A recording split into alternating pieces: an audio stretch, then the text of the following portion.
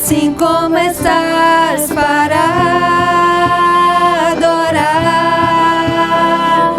Vem, assim como estás diante do Pai. Vem, toda língua confessará ao Senhor, todo joelho se dobrará.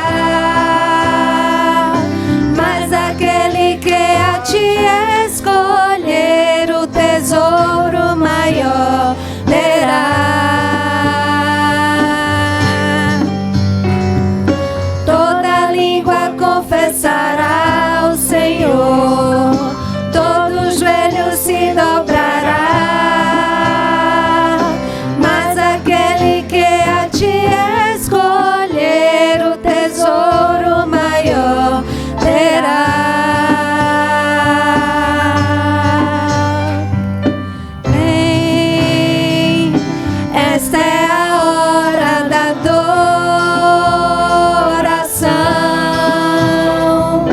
Vem, dar a Ele teu coração. Vem, assim como estás para adorar. Vem, assim como estás diante do Pai. Vem, toda língua confessará ao Senhor, todo joelho se dobrará. Mas aquele que a ti escolher o tesouro maior terá. Toda língua confessará ao Senhor, todo joelho se dobrará. Mas aquele que a ti escolher o tesouro maior terá.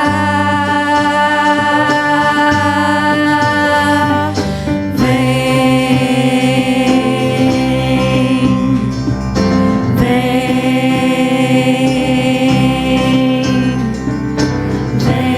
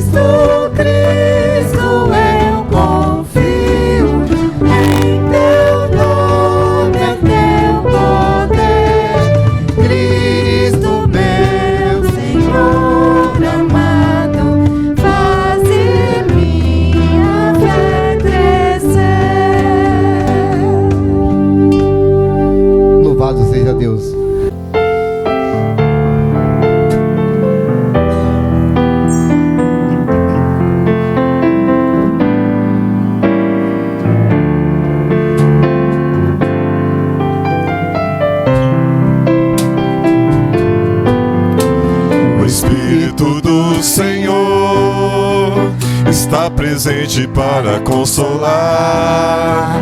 É Deus com a gente exalando vida, forças para caminhar. O Espírito do Senhor está presente para consolar. É Deus com a gente exalando vida, forças para caminhar.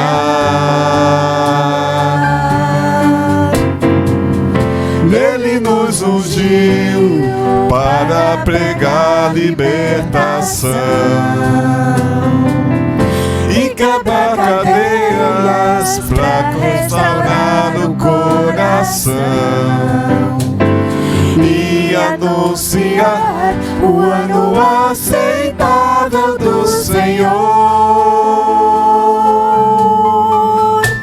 a fim de que se chamem, a fim de que se chamem, a fim de que se chamem cavalos de justiça.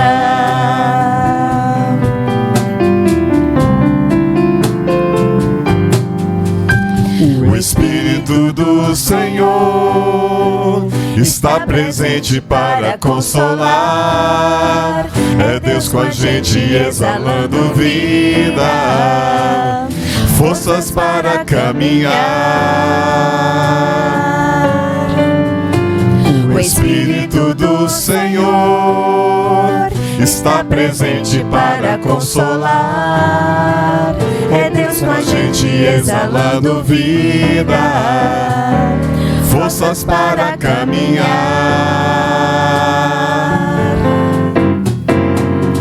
Ele nos ungiu para pregar libertação e quebrar cadeias para restaurar o coração e anunciar o ano aceitável do Senhor, a fim de que se chamem, a fim de que se chamem, a fim de que se chamem cavalos de justiça, a fim de que se chamem, a fim de que se chamem, a fim de que se chamem cavalos de justiça. Ele nos ungiu. Ele nos ungiu para pregar libertação e quebrar cadeias para restaurar o coração e anunciar o ano aceitável do Senhor, a fim de que se chamem, a fim de que se chamem, a fim de que se chamem cavalos de justiça, a fim de que se chamem, a fim de que se chamem, a fim de que se chamem, a fim de que se chamem cavalos de justiça. Amém.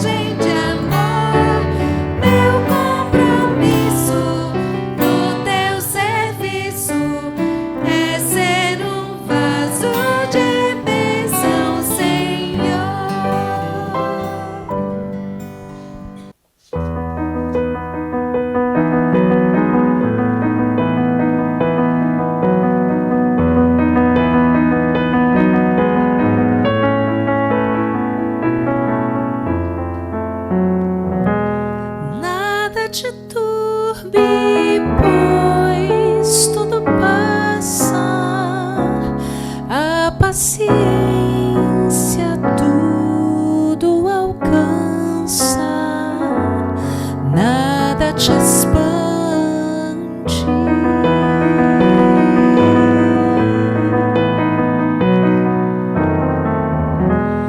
Nada te turbe, pois tudo passa, a paciência tudo alcança, nada te espante.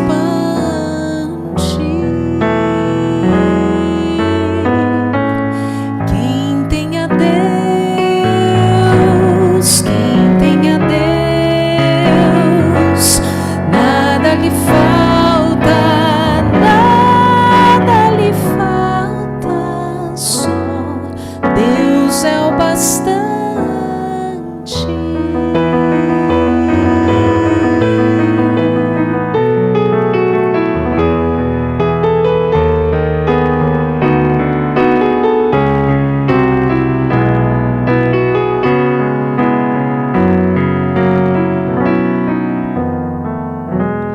Nada te turbe, pois tudo passa, a paciência tudo alcança, nada te espante.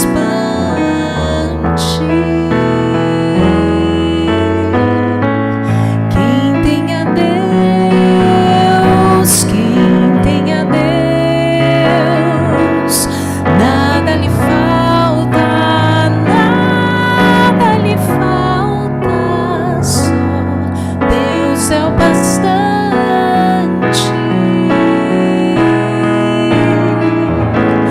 Quem tem a Deus, quem tem a Deus, nada lhe falta, nada lhe falta, só Deus é o bastante.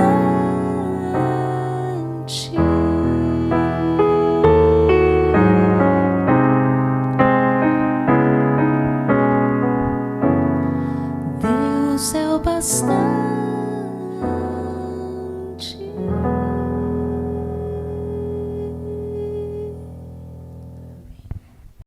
Olá, minhas irmãs e meus irmãos, graça e a paz de Jesus seja com vocês.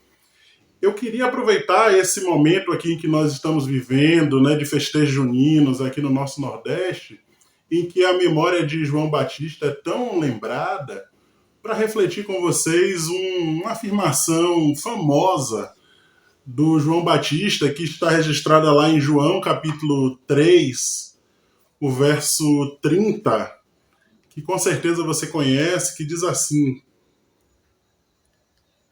é necessário que ele cresça e eu diminua. E essa fala do João Batista, o seu contexto imediato pode ser conhecido a partir do verso 22 desse mesmo capítulo, que é um contexto em que os discípulos de João Batista estão preocupados de que o João estava perdendo espaço, perdendo terreno para Jesus, né? Os discípulos chegam até João e dizem: olha, aquele a quem você batizou e a respeito de quem você deu testemunho, está junto com seus discípulos batizando também, e as pessoas agora, em vez de seguir ao Senhor, estão seguindo a Ele. E a gente precisa compreender por que esses discípulos estavam preocupados, e para isso a gente precisa lembrar um pouquinho quem é João Batista. O Lucas capítulo 1 vai nos falar a respeito dele. João é filho de Zacarias, que é um sacerdote, e de Isabel, que também é de família sacerdotal. Então, João é de uma origem sacerdotal, e ser de uma família sacerdotal é ser de uma família que é responsável pela cultura religiosa, pela instrução religiosa do povo, pela orientação espiritual do povo e pela mediação entre o povo e Deus, segundo aquela concepção daquele tempo, ali na Judéia. E mais do que isso, o anjo Gabriel aparece para Zacarias, né? Tanto ele quanto a Isabel já eram bastante experimentados em idade e não tinham filhos, e o anjo diz: olha, vocês terão um filho e esse menino será grande, está lá no capítulo 1 de Lucas, o verso 15. Ele será grande no Senhor e cheio do Espírito Santo. E aí, a gente precisa lembrar o seguinte: havia em Israel um tempo que é chamado de silêncio profético, né? Quase 4 séculos em que havia cessado, pelo menos com a intensidade que tinha antes, um movimento profético. E de repente aparece um homem cheio do Espírito Santo que volta a profetizar, que volta a anunciar a palavra de Deus. Portanto, ele era o maioral naquele momento. Esse a quem o anjo disse que seria grande, de fato, era o maior de todos naquele contexto. Um homem cheio do Espírito Santo, um homem que fala a mensagem de Deus, que profetiza depois de um tempo grande, de 4 séculos, em que não se encontrava atividade profética. E logo ele vai ganhando uma projeção nacional enorme, uma importância muito grande, e as pessoas começavam a questionar a identidade do João. Quem é esse João? Será que ele é o Messias, o tão esperado Messias? E aí João, inclusive, já havia dito em outro momento que não, ele não era o Messias, mas ele era o precursor. Ele era a voz que anunciava e preparava o caminho daquele que viria enviado pelo Senhor. O fato é que João recebe ali, então, o título, o status de o Grande. E, de repente, esses que eram seguidores de Jesus encontram Jesus e os seus discípulos batizando e vai até João, né? No contexto aí mais imediato, a partir do verso 22 do capítulo 3 de João que nós lemos, os discípulos vão até João e vão questionar João: olha, aquele que você batizou e que você deu testemunho está fazendo um movimento também. Estava acontecendo ali o ministério de Jesus e o ministério de João estava ocorrendo de forma paralela. Pelo menos naquele contexto ali inicial. Mas os discípulos começaram a compreender isso como uma oposição. Jesus passa a ser concorrente na cabeça daqueles seguidores de João. Olha, apareceu um concorrente aí, a gente precisa tomar providências. E é nesse contexto que João vai deixar muito claro que ele tem consciência absoluta da sua identidade e consciência absoluta da sua vocação e da sua missão. Eu vou ler para os irmãos porque é importante a gente conhecer. Eu leio aqui agora a partir do verso 22 de João 3.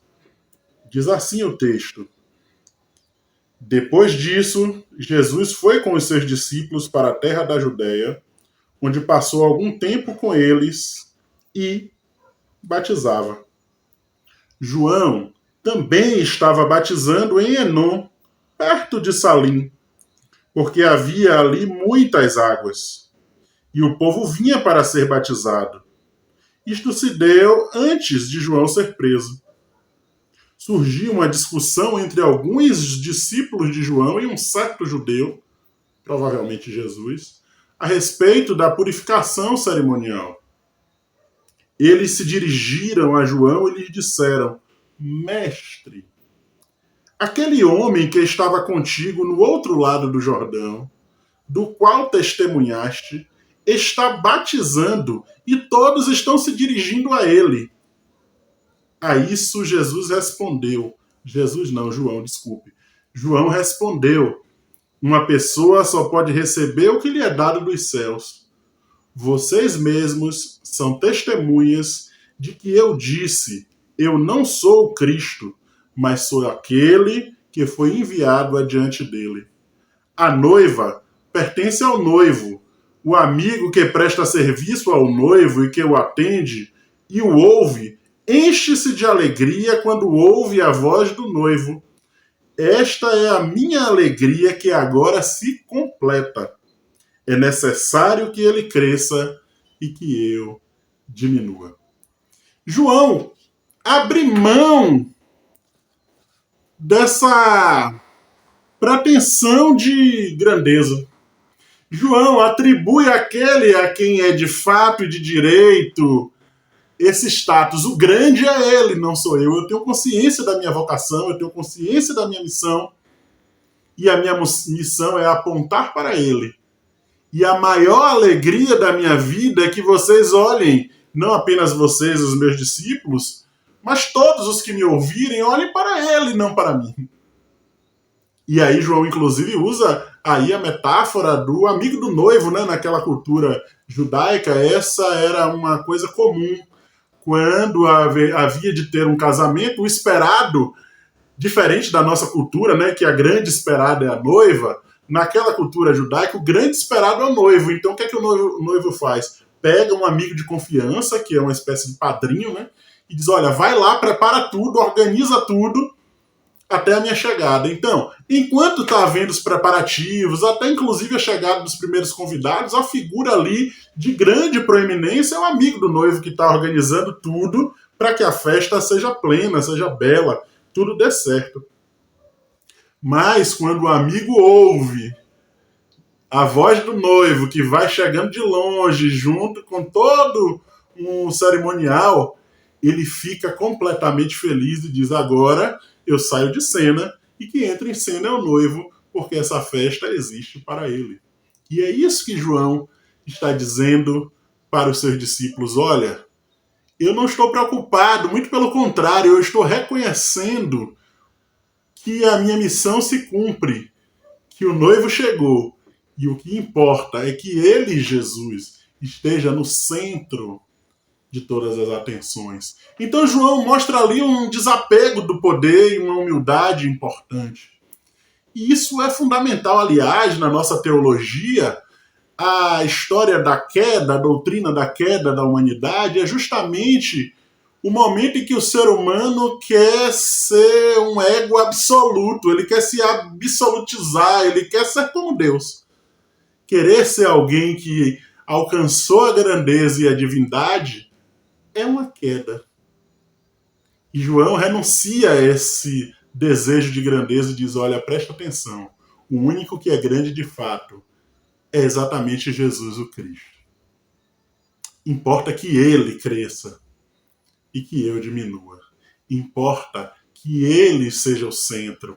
Importa que todas as pessoas vão em convergência ao Cristo e encontrem nele palavra de vida eterna. Que coisa extraordinária, que testemunho bonito de João Batista. E quanto isso nos ensina, não é verdade, meus irmãos, minhas irmãs? Nós também precisamos fazer esse tipo de confissão e de afirmação, não apenas como uma declaração doutrinária, mas como uma verdade profunda do nosso coração.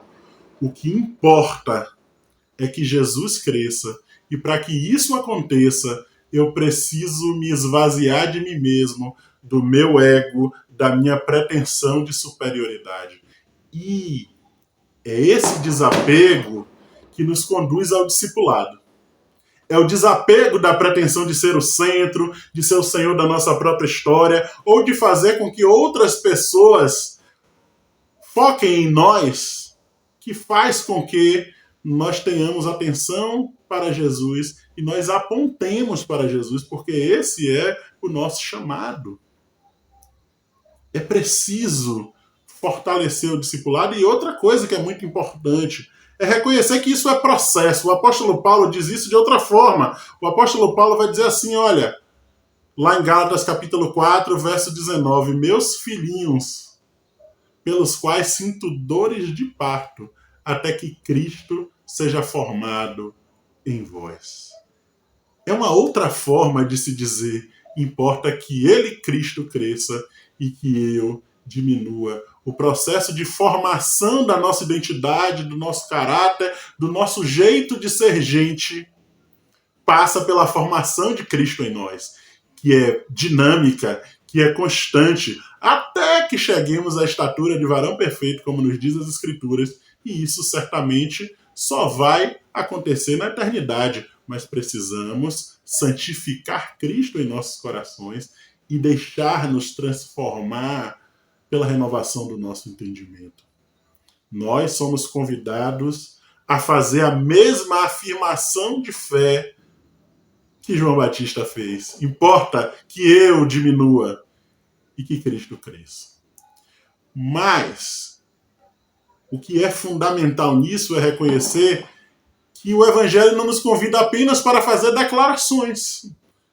Nós não vivemos de uma fé apenas conceitual. Esse tipo de desapego, de esvaziamento e de consciência de que Cristo precisa ser cada vez mais formado em nós, precisa cada vez mais crescer no senhorio e no domínio das nossas vidas, nos leva ao serviço. Quando realmente Cristo é quem está no centro das nossas vidas, isso fica evidenciado pelo serviço. E eu preciso perguntar para você, meu irmão, minha irmã, muitos de nós, inclusive, estamos colocados em posições de poder. Poder econômico, poder eclesiástico, poder social de várias naturezas. E nós corremos sempre o risco de querer absolutizar o nosso status, como os discípulos queriam que João fizesse. Contudo, quando nós estamos numa posição de poder, sempre nós precisamos nos esvaziar. E esse poder tem que ser não poder sobre as pessoas, mas poder para testemunhar e ajudar as pessoas a encontrarem a Cristo, a reconhecerem o amor de Cristo, a reconhecerem a graça de Cristo, o cuidado de Cristo, o aconchego de Cristo. E isso acontece muitas vezes, ou quase sempre, por meio do nosso serviço. Na igreja, muitas vezes, Cristo não cresce, o testemunho de Cristo não aparece, as pessoas não são atraídas a Cristo porque há muitos egos disputando a centralidade que pertence a Cristo. Nas nossas relações, nós também precisamos dizer diariamente: Cristo precisa crescer em mim. Eu preciso me esvaziar desse desejo de ser servido e passar a ser servo como o meu Senhor foi. Lembrem-se, meus irmãos, eu já falei isso em outra ocasião aqui na nossa igreja, que o grande legado de Jesus, na última ceia, o seu último legado para o seu povo foi uma toalha e uma bacia, serviço. Nós nos esvaziamos de nós mesmos, dessa pretensão de ser servido, dessa pretensão de grandeza e de poder. E nós testemunhamos que Cristo está crescendo cada vez mais em nós à medida em que nós servimos aos outros. E servimos aos outros não para que eles passem a nos seguir, mas servimos aos outros para que eles sigam a Cristo, para que eles reconheçam a Cristo em liberdade. Lembre-se, olha a preocupação daqueles discípulos. As pessoas estão seguindo agora ele. E João diz: esta é a minha grande alegria. A minha alegria se completa quando as pessoas se voltam para o Cristo. Alegria essa que ele, desde o ventre da sua mãe, já manifestara. Vocês lembram quando Maria vai visitar sua prima Isabel? Ambas estão grávidas. Maria traz no seu ventre o Senhor e Salvador Jesus Cristo. Isabel traz no seu ventre o João. E quando há esse encontro, o João dá pulos de alegria dentro do ventre, porque está na presença daquele que de fato é grande, porque é o Salvador do mundo. E João diz: agora, de novo, depois que eu cumpro o meu ministério de apontar para Cristo, de chamar para o arrependimento, para uma mudança de vida e para que as pessoas agora caminhem no reino de Deus conforme anunciado por Cristo, eu estou profundamente alegre, porque eu começo a sair de cena e Cristo começa a ser entronizado como o Senhor, como o Rei, como aquele que veio para trazer vida e vida em abundância. Que na nossa igreja, todos e cada um de nós, não importa qual seja nosso status ou a nossa importância, ou o nosso cargo, ou o nosso lugar de poder. Todos tenhamos esse desejo profundo e essa consciência de que devemos desaparecer para que Cristo seja o centro e as pessoas possam ser alcançadas e abençoadas por Jesus Cristo de Nazaré. Portanto, meu irmão, minha irmã, nesses dias eu quero te encorajar, animados por esse testemunho de João Batista, para que vocês e para que nós todos oremos para que, como João Batista, sejamos cheios do Espírito Santo.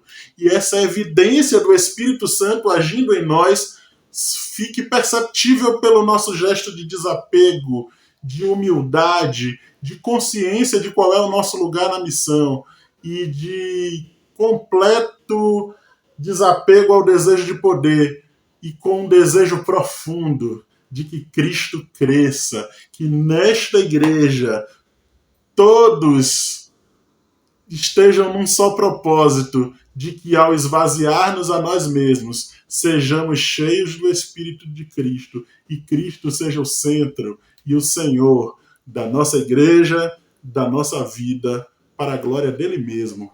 Animados pelo testemunho de João Batista, eu te convido a fazer esta declaração de fé. Hoje e cotidianamente, importa que Cristo Jesus cresça e que eu diminua, porque o Senhor da minha vida não sou eu, é Jesus Cristo. O Senhor da Igreja Batista Esperança não sou eu, não é você, não é qualquer irmão, não importa a importância, o valor e o status que tenha. E a despeito de reconhecermos a importância do seu serviço, mas o Senhor desta igreja se chama Jesus Cristo de Nazaré. Somente Ele é grande. E somente Ele, e somente a Ele seja dada a honra, a glória e o louvor. Que na sua vida, minha irmã, que na sua vida, meu irmão, Cristo cresça e apareça cada vez mais, para que aconteça aquilo que aconteceu com os nossos primeiros irmãos lá em Antioquia, que pela primeira vez foram chamados de cristãos. Cristãos significa pequenos cristos. Naquele contexto pagão em que havia os nichos das deusas e dos deuses, né, de cada cidade, as pessoas, na frente do templo havia uma estátua monumental do deus daquele templo, daquela cidade, e nas casas das pessoas havia pequenos deuses, pequenos nichos, né, representações daquela divindade. E aí aqueles povos, quando viram os cristãos vivendo parecido com Cristo, disseram, eles também são pequenos cristos, eles também são cristãos. Ou seja, eles diminuíram como João e Cristo cresceu. Que aconteça assim na minha e na sua vida, em nome de Jesus. Amém. Deus te abençoe onde quer que você esteja e que Cristo cresça cada vez mais em nós. Um abraço.